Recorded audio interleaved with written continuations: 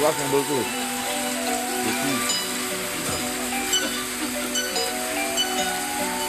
Jadi mana?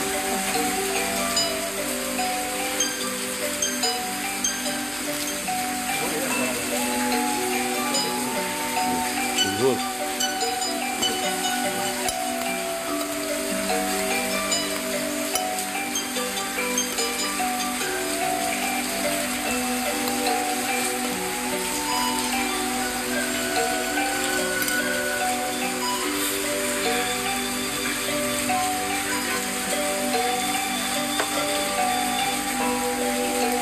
Minyak. A'udzu billahi minasyaitonir rajim. Bismillahirrahmanirrahim. Assalamualaikum warahmatullahi wabarakatuh. Alhamdulillahi rabbil alamin. Walhamdulillahi ala ni'matil karim. Walhamdulillahi tanzilul Qur'anul karim. Asyhadu an la ilaha illallah wa asyhadu anna sayyidana Muhammad abduhu wa rasuluh wa khatamun nabiyyu wa jalan nas minaz zulumati ilan nur. Sahabat-sahabat Facebook, jamaah Facebook Kia dimanapun kita berada, alhamdulillah pada malam hari ini kita syutingnya di cukup jauh di Belitang, itu di daerah wilayah Oku Timur, Kabupaten Oku Timur, Sumatera Selatan, dan tepatnya di kita dipakai di suasana teras hotel, tempat makan gitu, seperti itu. Sahabat-sahabat Facebook, di malam yang luar biasa ini, Rabu malam yang sungguh luar biasa, tidak ada sebuah kenikmatan yang cukup besar yang diberikan Allah kepada kita, nikmat yang selalu saya ingatkan di dalam Al-Quran, yaitu nikmat pendengaran, penglihatan, hati. Karena Allah mengatakan nikmat ini cukup sedikit manusia bersyukur. Allah menjelaskan juga di dalam Al-Quran di surat 16 An-Nahl ayat 32, ketika manusia itu di dalam perut ibu kita, di dalam rahim ibu kita, tidak mengetahui apa itu iman, ihsan, Islam, kita tidak mengetahui. Tapi Allah jadikan kita pendengaran, penglihatan, dan hati agar kita bersyukur. Mengapa kita bersyukur pendengaran, penglihatan, dan hati kita yang sedikit manusia bersyukur tentang ini? Karena pendengaran, penglihatan, dan hati kita diminta pertanggungjawaban di hadapan Allah. Sebagaimana Allah jelaskan di surat 17 Al-Isra ayat 36. Sahabat-sahabat Facebook dimanapun kita berada, di muka bumi ini banyak sekali manusia yang wujudnya seperti manusia, basarianya, tapi kadang-kadang kelakuan manusia itu sendiri lebih daripada binatang. Kita lihat di media, baik Facebook, media massa, televisi, berapa banyak kejadian-kejadian yang ada di negeri ini, khususnya bangsa yang kita cintai. Mungkin kita tidak lupa dengan kejadian berapa bulan yang lalu, seorang ustadz, yaitu dia memperkosa atau mencabuli santrinya seperti itu sampai hamil. Ini luar biasa, seorang yang mengerti agama bisa seperti kelakuan seperti binatang seperti itu. Dan juga saya juga baru melihat juga di satu media juga ada seorang memperkosa lalu dibunuh karena ditolak cintanya. Inilah gambaran orang yang kurang bersyukur pendengaran, penglihatan hati. Sebagaimana Allah gambarkan di surat 7 Al-A'raf 179. Kebanyakan isi neraka itu kebanyakan dari jin dan manusia. Manusia yang mana? Mereka yang mempunyai hati tetapi tidak memahami ayat-ayat Allah. Mereka mempunyai telinga tapi tidak pernah mendengar ayat-ayat Allah. Mereka mempunyai mata tetapi tidak pernah melihat tanda-tanda kekuasaan Allah. Mereka seperti binatang ternak, bahkan lebih lagi. Maka kalau kejadian-kejadian di sekitar kita, kejadian seperti itu, tidak terlalu kaget. Karena kebanyakan manusia itu bersyukur menurut pola pikirnya. Ketika pola pikirnya, apa yang dapat pengetahuan, itulah yang disyukuri. Atau dia bersyukur menurut apa yang dia lihat. apa yang dia dengar, apa yang dia dapatin untuk disyukuri. Itulah makna pemahaman kita bersyukur menurut apa yang kamu pikiri, apa yang kau pahami, gitu. Tapi kita tidak pernah mencoba untuk bersyukur apa yang dimaui Allah. Padahal Allah mengatakan di surat 3 Al-Imran ayat 109, apa yang ada di langit dan di bumi ini milik Allah dan dikembalikan semua urusan itu kepada Allah. Selawat dan beriring salam seluruh para nabi, khusus nabi besar Muhammad sallallahu alaihi wasallam. 15 abad yang lalu Rasulullah selalu ingat dengan umatnya. Umatku, umatku, umatku. Di dalam ucapan Rasulullah ketika akhir hidupnya menyebutkan umatku, umatku. Tapi Rasulullah ketika menyebutkan itu dengan dibarengi doa. Doanya salah satu dijelaskan di dalam surat 25 Al-Furqan ayat 30. Wa qala Rasul ya Rabbi innal qaumi takhuzuna hadzal Qur'ana mahjura. Berkata Rasul, ya Tuhanku, aku minta umatku tidak mengacungkan Al-Quran, tidak mencuekkan Al-Quran.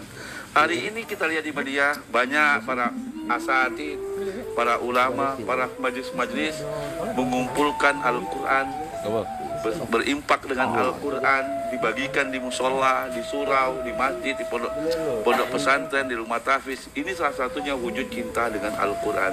Bahkan juga kita lihat di Indonesia, mungkin tidak banyak di seluruh dunia, bagaimana cintanya umat Islam di Indonesia. Salah satunya berdirinya rumah-rumah tahfiz Al-Quran, salah satunya wujud cintanya dengan Al-Quran.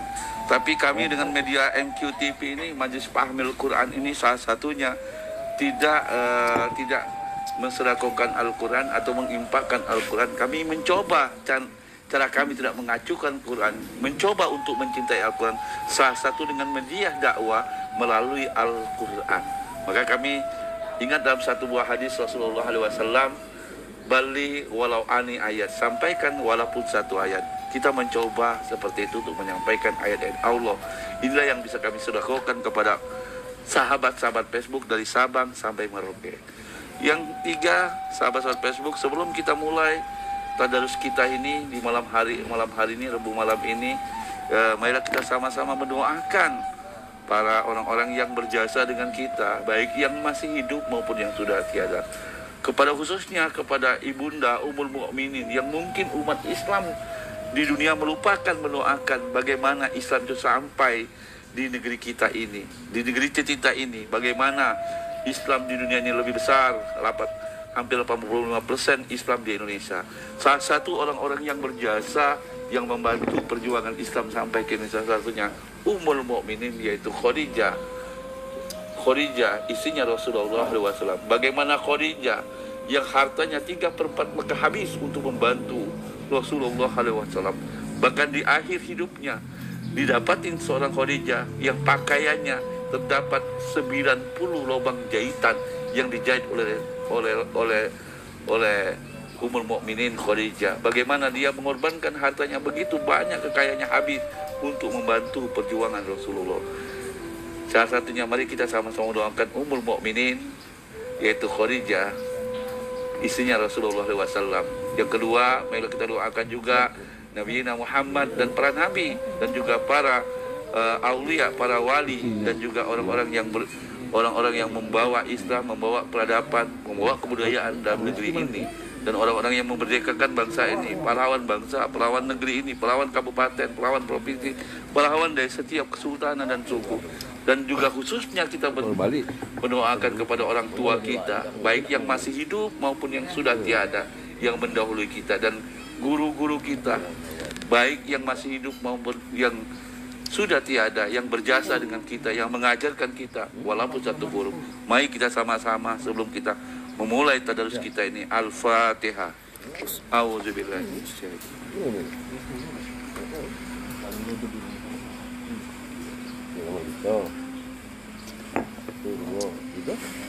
Amin ya Rabbal Alamin. Sahabat-sahabat Facebook dimanapun kita berada, malam hari ini kita akan berbicara tentang membuka tabir rahasia gaib atau istilahnya mistik. Saya ditemani sahabat saya, saudara saya, namanya Mbah Hadi Widodo. Assalamualaikum Pak. Assalamualaikum, Mbah. Waalaikumsalam. Waalaikumsalam. Mbah Widodo ini aslinya dia dari Solo, Surakarta. Ya. Katanya saya dengar-dengar ada garis hijaunya dari Kesultanan Surakarta. Ada. Dari mana itu? Dari orang ibu apa dari bapak? Dari bapak. Bapak orang Surakarta. Orang Surakarta. Ibu Sama orang Surakarta. Tapi udah lama diam di Palembang. lama diam di Palembang. Ya, alhamdulillah juga di 2017 udah enggak ada lagi. Enggak lagi, dua-duanya enggak ada lagi. Enggak ada lagi. Tapi nggak dikuburkan di Solo. Enggak, Tapi dikuburkan di Palembang. di Palembang. Kabar-kabarnya juga saya mendengar membaca Mbah Widodo ini juga pendekar SH. Iya, SH itu apa sih? Setia Hati Trati. Setia Hati Trati. Trati. Ini juga saya baca begitu banyak, bahkan cabangnya di Indonesia dan bahkan dunia ya. Iya, benar. Ya kan? Itu pusatnya di mana itu SH itu? Pusat persaudaraan Setia Hati Trati itu ada di Madiun. Madiun. Dari inti pembelajaran dari Setia Hati, ya kan? Sehati. Intinya apa? Kalau intinya yang pertama itu persaudaraan. Persaudaraan. Ya kan? Tujuan dasar gitu. Tujuan dasar dari Setia Hati Trati itu Setia Hati adalah persaudaraan. persaudaraan. Ya kan? Luar biasa waktu istilahnya. Ya kan? Nah, malam hari ini, ya kan? Saya mau mengorek Mbah Widodo. Kabar saya dengar pengalaman spiritualnya dari dunia mistik dan ini melakoni dunia gaib ya, atau mistik gitu ya, atau juga pendukunan atau apalah istilahnya, ya kan? Maaf sebelumnya, Ya. kalau orang bahasa dukun itu kayaknya musyrik aja, ya kan? Saya nggak mau pikir seperti itu. Itu sudah berapa tahun, Pak? Kalau untuk mistik itu sebenarnya dari turunan itu sudah ada ya. Dari umur 9 tahun itu sebenarnya udah mulai. Umur 9 tahun sudah ada ilmu. Sudah ada ilmu Sudah itu. ada. Berarti Mbah Widodo bukan dari pelajaran juga, tapi dari memang ada Darah keturunan. keturunan juga itu Ya. sebagai kebatinan tadi. Kebatinan. Seperti itu. Gini Mbah Widodo, ya kan? Sebelum ada pertanyaan, sahabat-sahabat Facebook, ya kan? Allah itu mengatakan dirinya di dalam Al-Quran di surat 57 Al-Hadid ayat 3. Wallahu wal awwalu wal akhiru wa zahiru wa batin wa huwa bikulli syai'in alim. Dialah yang awal, dialah yang akhir, dan dialah yang zahir, dan dialah yang batin, dan dia yang maha mengetahui segala sesuatu. Artinya kalau kita mengenal Allah, ada dua perwujudan. Pertama awal. Ya. Sebelum awal alam semesta ini, awalnya Allah. Sebelum akhir dari manusia, akhir dalam penciptaan, akhirnya adalah juga Allah. Dan juga Allah mengatakan dalam dirinya, wa zahir. Zahir itu nyata. Wa batin, ya kan? Nah, maka Allah juga menciptakan ketika Allah mewujudkan dirinya ana zahir, saya zahir, dan saya batin. Ya kan, seperti itu.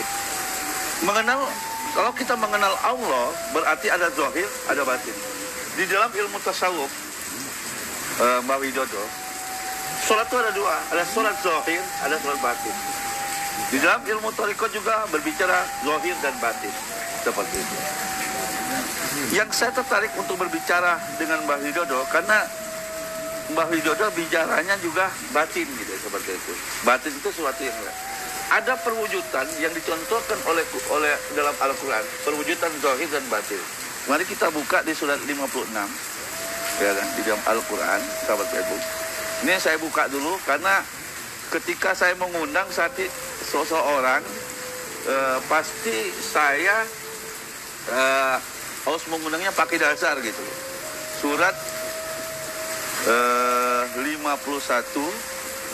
ayat 56. Ya kan? Allah ketika berbicara zahir dan batin, dia mewujudkan juga makhluk. Makhluk Allah juga ada dua, ada pasti zahir, ada batin. Alam ini ada namanya dunia, ada namanya akhirat. Ya kan? Ketika Allah mencontohkan makhluk Allah, pasti ketika Allah mewujudkan ana zahir wa ana batin, Allah juga mewujudkan barang ini. Nah, di dalam Al-Quran surat Az-Zariyat, surat ke-51 ayat 56, wa ma khalaqtul jinna wal insa illa liya'budun. Kuciptakan jin dan manusia, insanun illa liya'budun. Ya kan? Kuciptakan jin dan manusia kecuali untuk menyembah. Berarti ada dua makhluk untuk sebagai dia mengabdi kepada Allah. Salah satunya manusia. Manusia ini wujud, gitu kan, insanun. Nah, jin itu sesuatu yang gaib, atau makna jin sendiri sesuatu yang tersembunyi atau tersamar. Karena perwujudan ketika Allah mengatakan zahir, berwujudnya insanun. Alam semesta ini makhluk Allah semua. Itu zahir, kayak pohon juga makhluk. Yang kedua ketika bicara jin, batin. Batin di dalam. Hari ini kita berbicara wal jin. Seperti itu. Wal jin tersembunyi. Nah, dari dasar ayat ini, ketika saya mengundang Mbah Widodo, pasti punya maksud. Karena saya sendiri tertarik, ya kan, tentang dunia gaib. Bahkan di dalam Al-Quran di surat 2 Al-Baqarah, ayat 2, ya kan, beriman, zalikal kitabul la raiba fihi hudal lil muttaqin. Salah satunya beriman kepada yang gaib juga. Alladzina yu'minuna bil ghaib. Percaya dengan gaib. Nah, berarti kan di dalam Al-Quran ketika kita berbicara gaib, zalikal kitabul la raiba fihi hudal lil muttaqin. Ya kan? Alladzina yu'minuna bil ghaib wa yuqimuna sholat wa mimma razaqnahum yunfikun. Mereka yang beriman kepada yang gaib. Ya kan? Berarti ketika Allah memerintahkan juga termasuk berbicara di dalam Al-Quran ini, di dalam Al-Quran ada juga perintah gaib. Ya kan? Tapi Allah juga mengatakan, Mbah Widodo, tidak satu manusia pun tahu tentang gaib itu. Ya kan? Gaib itu nggak ada yang tahu.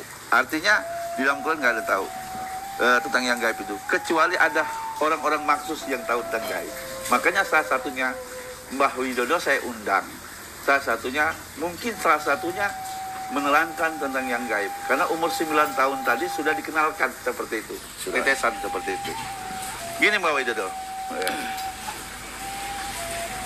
Saya mau nanya bagaimana pemahaman Mbah Widodo tentang makhluk Allah dua tadi. Insan dan gaib. Jin, gitu kan. Nah, silakan Mbah Widodo menyampaikan. Yang Mbah Widodo tahu ini sendiri. Wa ma khalaqtul jinna wal insan.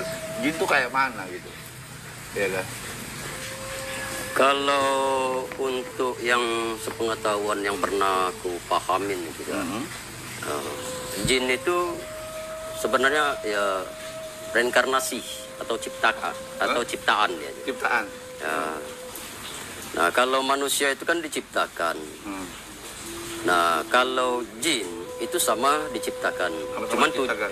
Cuman tujuannya pasti berbeda. Kan itu. Nah, kalau untuk masalah jin ini tergolong bukannya sama dengan kayak spiritual. Ya, kalau kita bicara jin gaib, Tuhan juga gaib.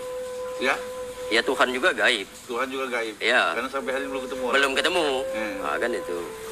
Nah, untuk hari esok itu pun masih gaib. Besok gaib. Masih gaib. Jadi kalau untuk masalah kita bicarakan tentang gaib, ini tidak akan pernah habis. Karena kematian pun itu gaib. Rezeki, jodoh itu semuanya gaib. Karena belum tahu untuk yang akan datang. Nah, untuk kita memahami tentang gaib ataupun tentang jin itu, ya yang pasti kita harus tahu dulu. Sewaktu kita mau menghadapi kematian, berarti kita harus tahu tentang kehidupan yang lalu dulu. Kehidupan yang lalu.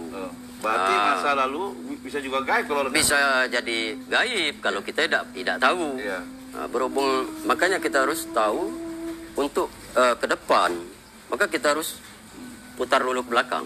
Berarti kita disuruh mengkaji ke belakang. Mengkaji ke Kenapa belakang. kita ada? Ya. Ya. Nah, persepsi kebanyakan orang itu kalau masalah gaib itu tentang ceritanya horor, Ya. setan, seperti ya jenis-jenis kunti, kan, Ya. pocong segala macam. Nah itu. Padahal kalau menurut ininya apa untuk jin itu bukan kategori jin, setan itu semacam bacak pocong itu sebenarnya tidak ada. Jadi pocong itu ada. Tidak ada aja. Itu tergantung sugesti, tergantung pemikiran. Oh, apa yang kau diprasangkakan kalau di pohon itu ada kuntilanak? Kuntilanak. Ada, Padahal belum tentu juga. tinggal ada. keyakinan. Tinggal keyakinan. Padahal belum tentu ada di situ kan. Karena manusia ini kan kepingin merasanya itu ya lebih tahu lah. Padahal sebenarnya tidak tahu. Tidak tahu. Untuk masalah gaib itu tadi. Prasangka. Karena untuk mengetahui hal gaib itu hanya Tuhan yang tahu. Hanya Tuhan yang tahu. Hanya Tuhan yang tahu. Manusia ini kalau tanpa seizin Tuhan pun itu tidak bisa tahu. Itu pun kalau dibukakan gaib hanya orang tertentu. Orang-orang tertentu. Coba saya buka Qurannya. Surat 72 ayat 26. Ya. Bismillahirrahmanirrahim. Alimul ghaib. Alimul ghaib. Fala yuzhiruhu alal ghaibihi ahadan. Yang mengetahui yang gaib, ya, dialah Tuhan yang mengetahui yang gaib. Maka dia tidak akan memperlihatkan kepada seorang pun tentang yang gaib itu. Benar. Seorang pun ya. Alimal ghaib wala yuzhiru, kan yuzhiru kan zahir itu kan. Alal ghaib, tidak diperlihatkan tentang yang gaib ahadan. Nah, tapi di ayat lanjutannya illa min tarda min manitada ila manitada min rasuli, kecuali kepada rasul yang diridhoi, ya kan. Fa innahu yas'alukum min ba'dihi yadaihi wa min khalfihi rasada, kecuali kepada rasul yang diridhoinya, maka sesungguhnya dia mengadakan penjaga-penjaga di muka dan di belakang. Berarti kan ada orang yang mengetahui. Ada aja. Tapi rasul yang diridhoi, utusan yang diridhoi. Ya, orang yang diridhoi. Seperti itu. Ya, jadi tidak seluruh ataupun itu seorang kiai Ya. ataupun seorang ulama itu belum tentu Bisa jadi prasangka dia kan? bisa jadi prasangka. Tapi kalau dia seorang rasul yang diridhoi mungkin bisa. Kan? Bisa. Makanya aja sekarang ini kan kebanyakan yang di medsos itu kan ada seorang ulama ataupun seorang tokoh agama. Itu kalau tokoh agama ya tokoh agama. Ya. Dia tidak bisa ke makom lain, beda itu. Nah ini ada yang seorang tokoh agama, ada yang ini. Jadi unsurnya itu banyak untuk penipuan. Oh, jadi unsurnya penipuan, padahal dia tokoh agama, tugasnya menyampaikan agama, Harusnya menyampaikan. agama, tapi dia masuk dunia gaib tadi, sebenarnya prasangka dia. Prasangka, kalau dia masuk ke ranah spiritual, boleh aja. Oh gitu. Ya, kalau untuk agama itu tokoh agama ini, itu masuk ke spiritual. Karena kalau kita guru SD ataupun SMP ataupun SMA untuk di khusus pendidikan, itu spiritual. Spiritual? Sudah spiritual, guru untuk spiritual murid-muridnya. Oh gitu. Seorang ulama pun itu spiritual untuk mengajarkan tentang kejiwaan. Sama semacam baca santri. Nah itu. Kebanyakan yang sekarang ini Campur aduk. Campur aduk. Ulama atau spiritual ataupun tentang masalah gaib. Nah itu. Jadi yang tidak paham, yang kurang ngerti dengan masalah gaib ya mudah terkecoh orang-orang awam itu. Karena gaib ini itu tidak bisa dilihat dengan mata telanjang ataupun kasat mata. Ya. Tidak bisa itu tanpa seizin Tuhan. Nah kebanyakan orang-orang ini padahal dia tidak pernah melihat itu, laju berprasangka. Oh Ya. di sini ada di sini ada ini. Itu. Ada penunggunya tuh di pokok. Ada di situ. Prasangka dia kan? Prasangka dia. Nah, ada juga yang sekarang kalau untuk masalah sugihan ataupun yang segala macam ini tentang masalah gaib. Itu ada 5 macam. Yang bisa ada 5 macam makhluk yang untuk negosiasi dengan manusia. Jadi 5 macam negosiasi untuk itu manusia. Itu sebangsa jin. Ya sebangsanya banyak aja. Jin itu jin ataupun khodam. Iya. Itu bisa kerjasama dengan manusia. Oh, ada yang kerjasama. Ada yang kerjasama. Ada yang kalau untuk kekayaan bisa kerjasama. Ada manusia bekerjasama dengan jin gitu. Ada. Tapi bentuk jenisnya berbeda-beda. Bentuknya berbeda-beda. Sebutannya berbeda-beda. Berbeda-beda. Nanti sebelum jelaskan. Berarti ada manusia minta kerjasama dengan jin. Jin. Ada dalam Quran yang Mbah, ya kan? Surat 72 Al-Jin ayat 6, ya kan? Wa annahu kana rijalun min insi ya'uzuna birrijali min jinni fazaduhum rahaqan. Dan bahwasanya ada beberapa orang laki-laki di antara manusia minta pelindungan kepada beberapa laki-laki di antara jin. Berarti ada laki-laki manusia tadi minta kerjasama dengan jin, laki-laki manusia. Maka jin itu menambah bagi mereka dosa dan kesalahan. Berarti benar kata Mbak tadi bahwa itu ada manusia bisa bekerja sama dengan jin. Iya benar. Iya kan? Karena di dalam Quran juga ada nih surat Al-Jin ini. Di surat 72 Al-Jin ayat 6 dan seterusnya.